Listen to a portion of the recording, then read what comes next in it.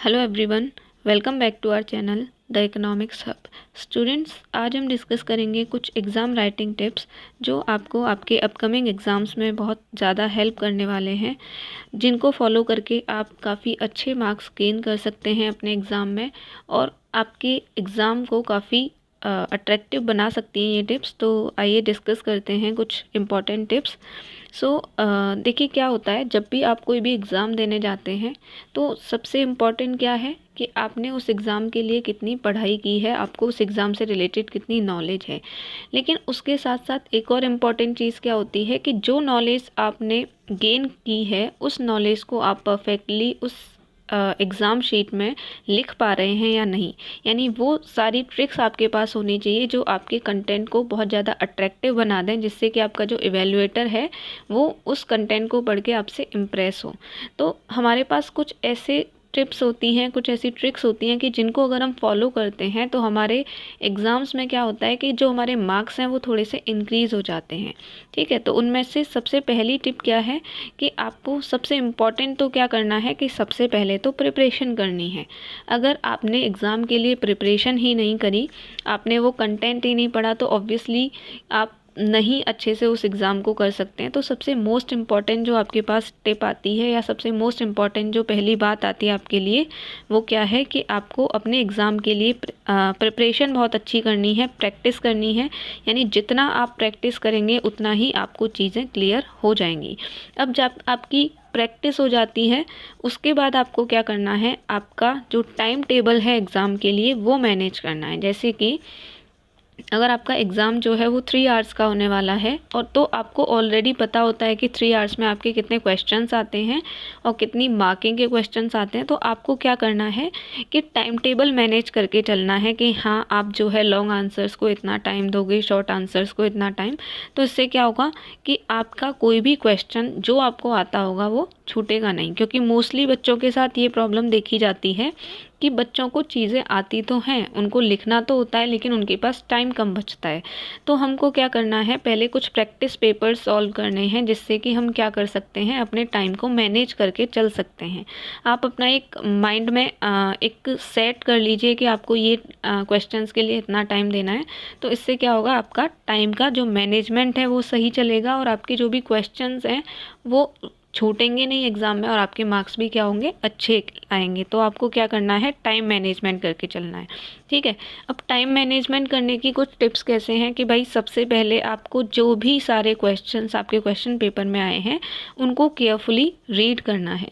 इससे क्या होगा, एक तो आपको हर क्वेश्चन में उस टाइम पे दिमाग ज़्यादा नहीं लगाना होगा कि इस क्वेश्चन में हमको क्या करना है, क्योंकि एडिशनल जो 15 मिनट्स आपको मिलते हैं स्टार्टिंग में, उन 15 मिनट्स में आप क्या करिए कि अपने क्वेश्चन पेपर को अच्छे से रीड कर लीजिए। ठीक है, तो एक तो क्या होगा, क्वेश्चन पेपर रीड करने से आपका जो टाइम का मैनेजमेंट है वो सही हो जाएगा। आप एक प्लानिंग कर सकते हो कि आप कौन से क्वेश्चंस को कितने टाइम में कंप्लीट कर सकते हो। उसके अलावा एक और चीज़ क्या है, सबसे इम्पॉर्टेंट चीज़, कि जब आप क्वेश्चन को पढ़ते हो और लगता है कि आपको ये क्वेश्चन नहीं आता है, तो आप उस क्वेश्चन को थोड़ा और ध्यान से पढ़िए। जब आप ध्यान से पढ़ेंगे तो क्या होता है ना कि क्वेश्चन का आंसर जो है ना वो क्वेश्चन के अंदर ही होता है, उस क्वेश्चन के अंदर छिपा होता है। जैसे कि एक एग्जाम्पल लेके चलते हैं हम। यहाँ पे क्वेश्चन दिया हुआ है, what do you mean by budgetary deficit. ये इकोनॉमिक्स से रिलेटेड क्वेश्चन है। तो जो इकोनॉमिक्स के स्टूडेंट्स होंगे उनको कईयों को ये चीज़ पता होगी, लेकिन मान लो कोई स्टूडेंट है इकोनॉमिक्स का जिसको ये चीज़ नहीं पता है कि बजटरी डेफिसिट क्या होता है, तो आप इसको थोड़ा ध्यान से पढ़ना है। इसमें क्या पूछा हुआ है, सिंपल सा बजटरी डेफिसिट का मीनिंग पूछा हुआ है। ठीक है, अब देखो इकोनॉमिक्स के स्टूडेंट हो या नॉर्मल भी, बजट का तो सबको पता होता है। बजट क्या होता है, एक ऐसा प्लान जहाँ पे आप क्या करते हो, इनकम और एक्सपेंडिचर को शो करते हो। ठीक है, और जब हम इकोनॉमिक्स में बजट पढ़ते हैं तो गवर्नमेंट बजट करके एक पूरा चैप्टर दे रखा है। अब आपको भले ही ये क्वेश्चन का आंसर ना आता हो, लेकिन अपने चैप्टर का नाम तो आता होगा ना। तो गवर्नमेंट बजट में हमने क्या पढ़ा है कि गवर्नमेंट के बजट में क्या आता है, गवर्नमेंट के जो रेवेन्यू है और जो एक्सपेंडिचर्स हैं वो आते हैं। तो आपको यहाँ से पता चल जाएगा कि बजटरी या बजट क्या होता है, जहाँ पे गवर्नमेंट के रेवेन्यू और एक्सपेंडिचर्स को शो किया जाता है। अब देखो डेफिसिट क्या है, एक नॉर्मल सा इंग्लिश का टर्म है। डेफिसिट का मतलब होता है किसी भी चीज़ में क्या हो जाना, लॉस हो जाना या घाटा हो जाना।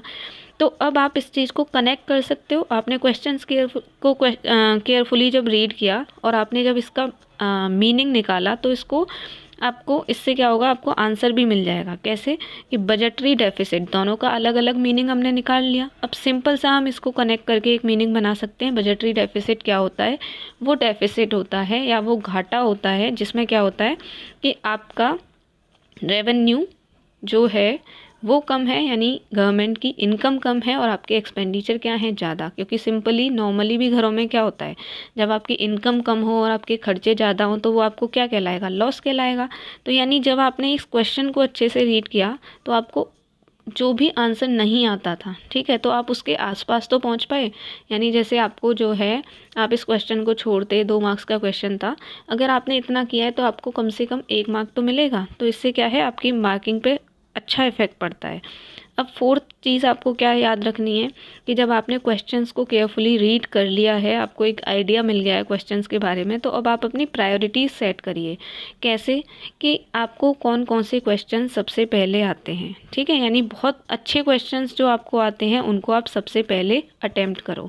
इससे क्या होगा कि जब आप अच्छे तरीके से अट्रैक्टिवली उन क्वेश्चंस को अटेम्प्ट करोगे, आपकी राइटिंग भी अच्छी होगी, आपकी प्रेजेंटेशन भी अच्छी होगी, तो जो भी आपका इवैल्यूएटर होगा उसको काफ़ी ज़्यादा अट्रैक्शन फील होगा उस क्वेश्चन से। यानी आपके लिए एक अच्छा माइंडसेट बन जाएगा कि हाँ, आपका जो बच्चा है, मतलब जिसकी भी मैं कॉपी चेक कर रहा हूँ, वो क्या है, एक एक्सीलेंट स्टूडेंट है। यानी आपके लिए एक पॉजिटिव एटीट्यूड क्रिएट हो जाएगा, ठीक है। तो बाद में अगर आप कुछ चीज़ें इधर उधर भी करते हो तो आपकी मार्किंग पे ज़्यादा इफेक्ट नहीं पड़ेगा। तो इसलिए आपको पहले कौन से क्वेश्चंस अटेम्प्ट करने हैं, जो क्वेश्चंस आपको बहुत अच्छे से आते हैं, ठीक है। ज़रूरी नहीं है आप सीरियल वाइज चलो, जो क्वेश्चन आपको, जैसे लास्ट क्वेश्चन आपको सबसे पहले आता है तो आप लास्ट क्वेश्चन करो। उसके बाद क्या करना है, एक और अगर हम बात करें, ठीक है, आपने प्रायोरिटी सेट कर ली, लेकिन प्रायोरिटी में कोशिश हमेशा ये करिए कि आप जो है लॉन्ग आंसर से स्टार्ट करें। क्वेश्चन पेपर में बहुत सारे टाइप के जो है क्वेश्चंस दे रखे होते हैं, शॉर्ट क्वेश्चंस, लॉन्ग क्वेश्चंस।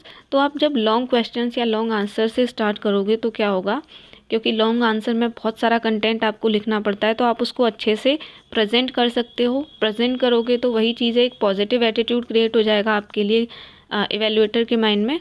दूसरा फिर क्या है कि अगर बाई चांस आपके बाद में क्वेश्चंस जो हैं वो छूट भी जाते हैं तो क्या होगा, जो भी शॉर्ट क्वेश्चन है 1-2 मार्क्स के, 3 मार्क्स के, केवल वही छूटेंगे, तो इसमें आपका लॉस भी कम होगा।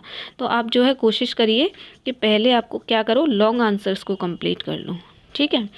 अब 6th पॉइंट क्या आता है आपके लिए कि आपने जो है ये सेट भी कर लिया कि मेरे को लॉन्ग आंसर्स पहले करने हैं, तो आप अपनी राइटिंग का भी ध्यान रखिए। क्योंकि बच्चे क्या करते हैं, जल्दी जल्दी में राइटिंग ऐसी रखते हैं जो समझ में नहीं आती है, ठीक है। आप कंटेंट सही लिख रहे हो, आपकी बातें जो भी आप जो है प्रेजेंट कर रहे हो वो बिल्कुल सही हैं, लेकिन आपकी राइटिंग ऐसी है कि जो आपका इवैल्यूएटर है वो उसको पढ़ ही नहीं पा रहा है, तो वहाँ पे एक नेगेटिविटी क्रिएट हो जाएगी आपके लिए, और आपने जो सही भी लिखा होगा उसमें भी आपके जो मार्क्स हैं वो क्या हो जाएंगे, डाउन हो जाएंगे, ठीक है। तो इसलिए आपको अपनी राइटिंग क्या करनी है, एकदम क्लियर लिखनी है, जितना हो सके उतना राइटिंग को आप क्लियर रखो, ताकि आपका जो इवैल्यूएटर है वो अच्छे से पढ़ सके। उसके बाद जो भी आपको क्वेश्चंस के आंसर लिखने हैं वो आपको लिखने हैं अकॉर्डिंग टू दी मार्क्स। अब जैसे मान लीजिए कोई क्वेश्चन है 2 मार्क्स का, ठीक है, और आप उसमें कितने पेज लिख रहे हो, 2 पेजेस। क्यों लिख रहे हो, क्योंकि आपको आता है। ऐसा ही करते हैं मोस्टली स्टूडेंट कि जैसे किसी को 2 मार्क के क्वेश्चन में बहुत सारा आ रहा है तो वो 2 पेज 3 पेज आराम से जो है भर के आते हैं, लेकिन ये सारी चीज़ें ज़रूरी नहीं है। आपको क्या देखना है कि केवल 2 मार्क्स का क्वेश्चन है, तो यानी हमको ज़्यादा से ज़्यादा कितने, 4 या 5 लाइन लिखनी है, ठीक है। तो आप जो है हमेशा मार्किंग का भी ध्यान रखिए। बच्चे क्या करते हैं, जैसे उनको कोई 6 मार्क का क्वेश्चन है वो ज़्यादा अच्छे से नहीं आता, तो उसको वो आधे पेज में लिख के आ जाएंगे, और 2 मार्क के क्वेश्चन को 2 पेजेस में लिख के आ जाएंगे। तो इसका कोई फ़ायदा तो होगा नहीं, उल्टे आपके मार्क्स जो है वो क्या हो जाएंगे, कट हो जाएंगे। तो इसलिए आपको हमेशा क्या करना है, जो भी आपकी मार्किंग दे रखी है उसके अकॉर्डिंग ही आपको क्वेश्चंस के आंसर लिखने हैं। अगर लॉन्ग आंसर हैं, यानी ज़्यादा मार्क्स के आंसर हैं, तो उनको थोड़ा सा बड़ा करके लिखिए, और अगर आपके शॉर्ट आंसर के मार्क्स हैं जिनमें कम मार्क्स के लिए दे रखा है, तो आप थोड़ा कम कंटेंट लिखिए, ठीक है। अब नेक्स्ट पॉइंट क्या आता है कि आप जब भी अपना कंटेंट लिख रहे हैं तो उसको पैराग्राफ फॉर्म में या स्टोरी फॉर्म में ना लिखें, क्योंकि पैराग्राफ फॉर्म में क्या होता है, काफ़ी चीज़ें कंफ्यूजिंग हो जाती हैं। आप क्या करें, की पॉइंट्स बना लें उन चीज़ों के, ठीक है, मतलब प्रॉपर पॉइंट्स में 1 2 3 करके जब आप लिखेंगे तो इससे क्या होगा कि आपका जो क्वेश्चन का आंसर है वो अट्रैक्टिव तो लगेगा ही, लेकिन साथ के साथ जो आपका इवेल्युएटर है वो आसानी से रीड कर सकता है कि आपने क्या क्या पॉइंट्स लिखे, ठीक है। यानी हेडिंग्स या पॉइंट्स, ये चीज़ें आप डालने की ज़्यादा कोशिश करिए, तो इससे आपका जो आंसर है वो एकदम क्लियर हो जाता है और देखने में भी अच्छा लगता है और आपके मार्क्स भी अच्छे होने लगते हैं उससे, ठीक है। उसके बाद जब आप पॉइंट्स में चीज़ों को लिख रहे हैं, फिर आपको जहाँ भी लगता है कि हाँ इस चीज़ को हम फिगर के थ्रू शो करते हैं या इस चीज़ को हम डायग्राम के थ्रू शो कर सकते हैं, तो आप जितना हो सके उतना लॉन्ग क्वेश्चंस में या आपके जो मीडियम साइज़ के क्वेश्चंस हैं उसमें फिगर्स और डायग्राम्स भी डाल सकते हैं या फिर फ्लो चार्ट भी आप ऐड कर सकते हैं। जैसे कि नॉर्मली आप ना लिखो, फ्लो चार्ट की फॉर्म में आप लिखो अपने जो भी डेफिनेशंस हैं, मीनिंग्स हैं, उन सबको। तो ये चीज़ें भी क्या करेंगी, आपके आंसर को बहुत ज़्यादा अट्रैक्टिव बना देंगी, ठीक है, वो देखने में काफ़ी अट्रैक्टिव लगेगा। आप और क्या कर सकते हो, जो भी इंपॉर्टेंट पॉइंट्स हैं उनको हाईलाइट कर दो थोड़ा सा। अब हाइलाइटर से नहीं करना है, क्या करना है, उसके नीचे से एक अंडरलाइन कर दीजिए, तो आपका जो भी वर्ड है वो क्या हो जाएगा, थोड़ा सा हाईलाइट हो जाएगा, ठीक है। अब सबसे लास्ट जो है बट नॉट लीस्ट, कि आपको क्या चीज़ें याद रखनी है कि जितने भी क्वेश्चंस हैं आपके क्वेश्चन पेपर में वो सारे आपको अटेम्प्ट करने की कोशिश करनी है। क्योंकि मैंने स्टार्टिंग में ही बता दिया कि अगर कोई क्वेश्चन आता भी नहीं है लेकिन उस क्वेश्चन को थोड़ा सा जब ध्यान से पढ़ोगे तो थोड़ी बहुत कनेक्टिविटी आप उससे बना सकते हो, ठीक है। तो जब आप कोई भी क्वेश्चन नहीं छोड़ोगे तो क्या होगा कि भले ही आपने क्वेश्चन बहुत ज़्यादा सही ना किया हो, लेकिन हो सकता है जो इवेल्युएटर है वो आपको एक आध मार्क दे दे उसमें, क्योंकि आप अपनी पॉजिटिविटी पहले से ही क्रिएट करके चल रहे हो उसके माइंड में। तो इसलिए आपको सारे क्वेश्चंस जो हैं वो अटेम्प्ट करने हैं, कोई भी क्वेश्चन छोड़ना नहीं है। बाकी सबसे इम्पॉर्टेंट चीज़ तो यही है कि आप प्रैक्टिस करिए, आप जो है चीज़ों को देखिए कि किस तरीके के क्वेश्चंस आते हैं एग्ज़ाम में। तो जब ये सारी चीज़ें आपको आती हैं, कंटेंट आपको आता है और फिर इन टिप्स को आप फॉलो करते हैं, तो नो डाउट कि आपके जो मार्क्स हैं वो काफ़ी अच्छे आने वाले हैं। सो प्लीज़ इन टिप्स को आप फॉलो करिएगा। बाकी कुछ और टिप्स मैं लेके आऊँगी आपके लिए, जिसमें नेक्स्ट वीडियो में हम डिस्कस करेंगे कि कैसे आप प्रॉपर एक क्वेश्चंस को लिखने का फॉर्मेट रखोगे, ठीक है। यानी जब भी आप कोई लॉन्ग आंसर लिखते हो तो उसका फॉर्मेट क्या होना चाहिए, किस तरीके की चीज़ें आपको उसमें ऐड करनी चाहिए। तो आज के लिए बस इतना ही, मिलते हैं हम हमारी अगली वीडियो में। So till then keep learning, keep growing. Thank you, bye bye, have a nice